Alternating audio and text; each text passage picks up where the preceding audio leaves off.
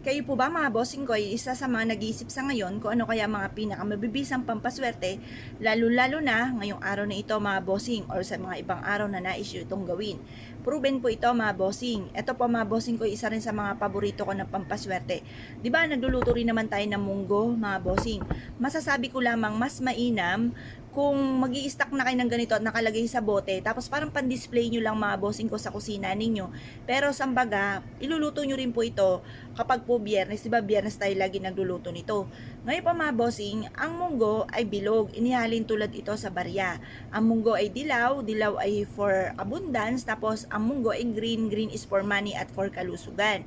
Ngayon po, ang munggo, mabilis siyang mag-react na inihalin tulad sa mabilis na reaksyon ng inyong mga wishes, mabilis na pagtugon. Ngayon pa mga bossing, ang gagawin nyo lamang, mag-display po kayo ng ganito sa inyo pong kusina. Or kaya po, kumuha kayo mga bossing ko ng tissue,